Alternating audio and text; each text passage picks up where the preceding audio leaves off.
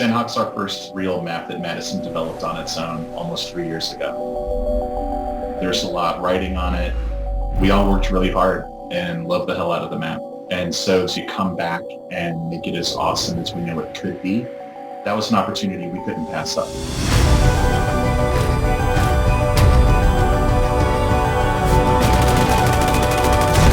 The whole team was excited because there were a few pain points. We just needed to file down some of the rough edges, give it a little bit more story, give it a little bit more soul, and then while we're at it, let's just add new locations and make it as awesome as possible.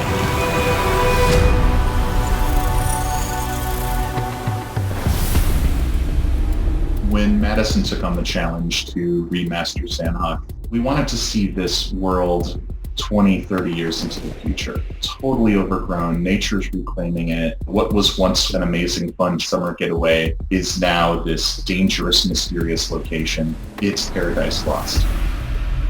When talking about revisiting Sanhok, there are sore spots that we knew could be improved. We've seen a lot of player feedback, a lot of pro player feedback, and probably most importantly, we relied on our heat map data from hundreds of thousands of games that have been played.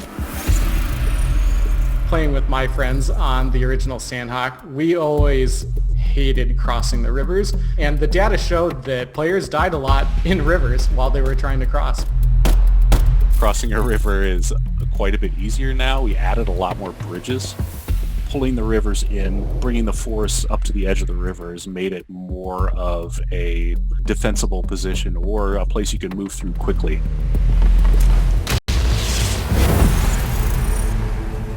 What's new with Painan is that we have a completely reworked area that has now this multi-tiered parkour style gameplay that's really, really interesting. Do I run across the roofs? Do I hop down and take a different path? Do I try to cross the bridge?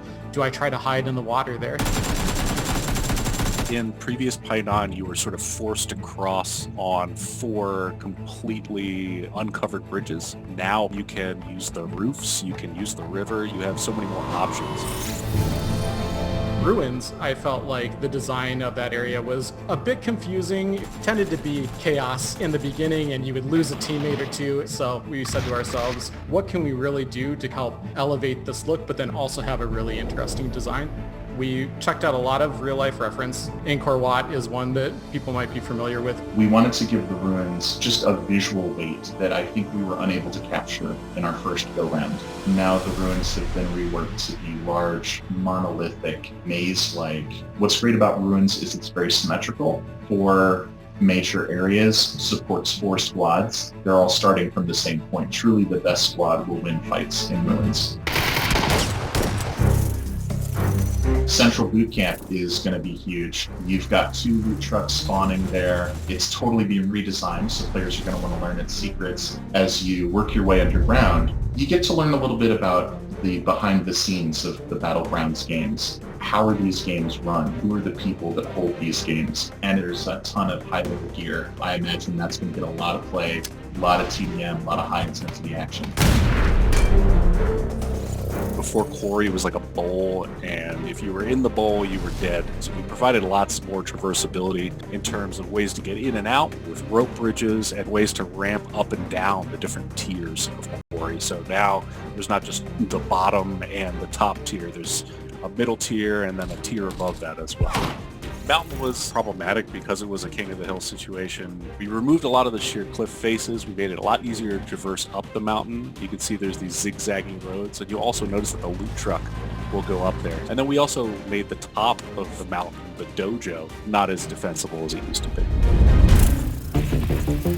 I think once we knew that we were going to remaster the Sanhok map, we wanted to do something that would bring the map alive and add some dynamic gameplay to it. The concept of mobile care package really stuck in our heads. The loot truck, this big, struggly treasure chest on wheels. It's this truck full of confiscated weapons, and it's traveling from boot camp location to boot camp location. We had to create something that would reward people, but also involved enough risk and enough strategy that it could involve other players who maybe hadn't even planned on attacking the loot truck. We needed to balance the health of the truck so that a player couldn't just get a full reward by taking a couple shots with a rifle, but we also wanted to make it so that you didn't have to spend every bullet you had in order to get something back. So we definitely tweaked the rewards that pop off the truck based upon how much damage it's taking.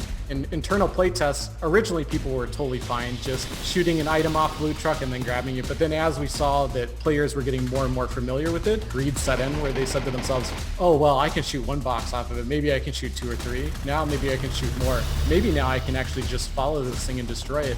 After we realized this was actually fun and we enjoyed having it, Dave was like, more loot trucks. We need more. Who's driving the loot truck? Well, that's a mystery, and I can't give away that answer yet.